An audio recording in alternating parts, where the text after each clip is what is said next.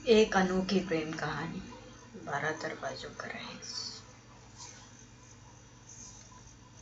एक अनोखी प्रेम कहानी। कहते हैं कि एक राजा अगर अपनी रानी से सच्चा प्रेम करे तो अपनी रानी के लिए कुछ भी कर सकता है। इतिहास के पन्नों में राजा और रानी के प्रेम की कई कहानियां हैं, पर कुछ प्रेम कहानियां ऐसी हैं जिन्हें पढ़ने के बाद लोग हैरत में आ जाते हैं।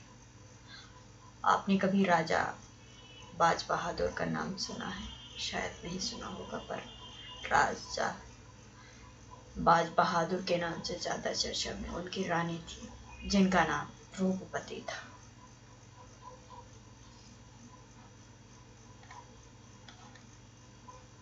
कहते हैं कि हसीन वादियों में बहुत से राजा छिपे होते हैं। ऐसे ही एक जगह हसीन वादियों से घिरी हुई, जिसका नाम मंडू है। मांडू बेहद ही खूबसूरत जगह है और जो भी व्यक्ति मांडू घूमने के लिए जाता है वो वहीं का होकर रह जाता है। मांडू इंदौर से करीब 110 किलोमीटर दूर विंध्याचल की पहाड़ियों में करीब 2000 फीट की ऊंचाई पर मध्य प्रदेश के घने जंगलों में बसा हुआ है।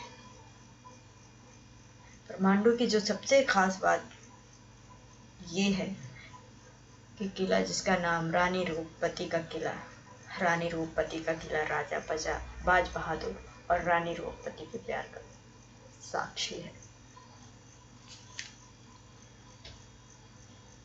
रानी रूपवती को राजा बाज बहादुर इतना प्यार करते थे कि रानी रूपवती के बिना कुछ कहे ही उनके दिल की बात को समझ जाते थे। राजा जब बाज बहादुर और रानी रूपवती के प्यार के साक्षी मांडू में 3500 फीट की ऊंचाई पर बना रानी रूपवती का किला है। कहते हैं कि रानी रूपवती नर्मदा नदी को देखे बिना भोजन ग्रहण नहीं करती थी, इसीलिए राजा बाज बहादुर ने रानी रूपवती की इच्छा का ध्यान रखते हुए रानी रूपवती किले का निर्माण करवाया।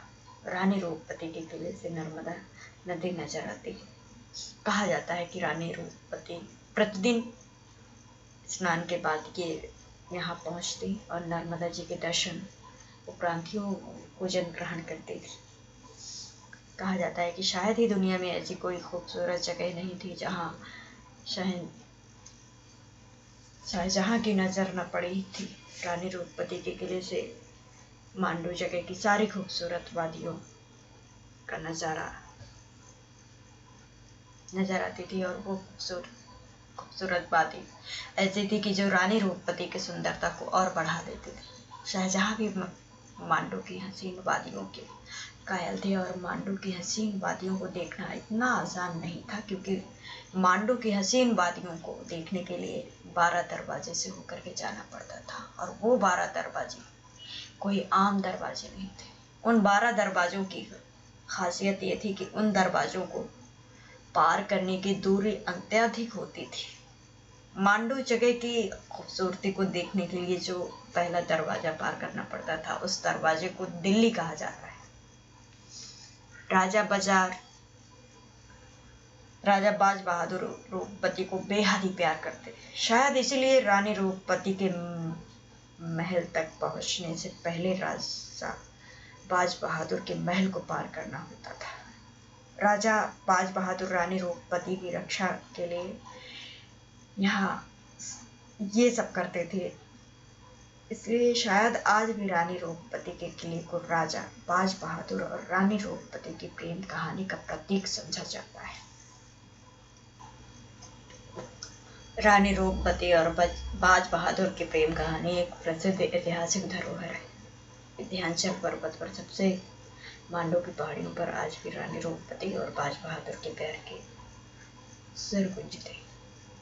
युद्ध, प्रेम, संगीत और कविता का अद्भुत मेल है इस जादुई प्रेम कहानी में। रूपवती मालवा की गायिका थी और सुल्तानत बाज बहादुर उनसे प्रेम करते थे। दरअसल रानी रूपवती का रूप वास्तव में उनके नाम को चरितार्थ करता था।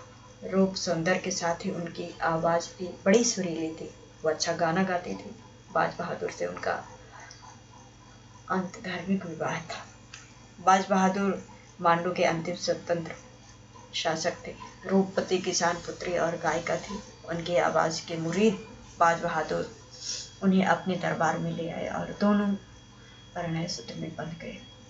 लेकिन जब रानी की इन खूबियों के बारे में शहंशाह अकबर को पता चला तो वो रूपवती पर मोहित हो गया और ये प्रेम कहानी परवान चढ़ने से पहले ही खत्म हो गई। रूपमती को पाने की इच्छा से अकबर ने जब बाज बहादुर को एक पत्र भेजा जिस पर लिखा था कि रानी रूपवती को दिल्ली के दरबार में भेज दो। इस पत्र को पढ़कर के बाज बहादुर क्रोधित हो गए और उन्होंने अकबर को पत्र लिख करके कहा कि वो रानी को उनके यहाँ नहीं भिजवा सकते।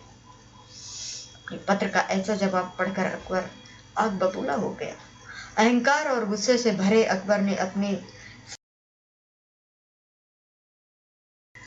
सीप सलाहकार आदम खां से मतलब पर मालवा पर हमला करने को कहा। बाज बहादुर ने अपनी छोटी सी सेना के साथ उसका मुकाबला किया। इसके बाद भीषण युद्ध हुआ और अंत में खां ने बाज बहादुर को बंदी बना लिया। इसके बाद उसके सिपाही रानी रूपवती को लेने मांडू की ओर चल पड़े।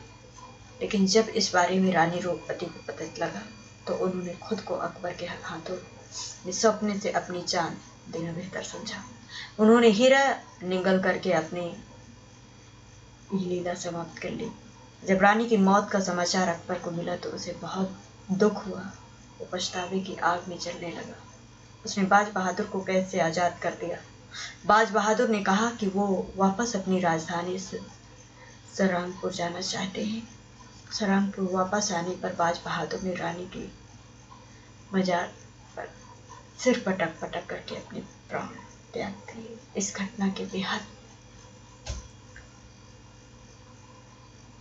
अकबर को अपने किए पर काफी शर्मिंदगी हुई। उसने पश्चाताप करने के लिए सन 1568 में सरांगपुर के समीप एक मकबरे का निर्माण करवाया। जब बाज बहादुर के मकबरे पर अकबर ने आशिक ये सदिक और रूपमती की समाधि पर शहीद ये वफा लिखवाया। आज मंडोक मध्य प्रदेश का एक ऐसा पर्यटक स्थल बन चुका है जो रानी रूपवती और राजा बाज बहादुर की अमर प्रेम का साक्षी है।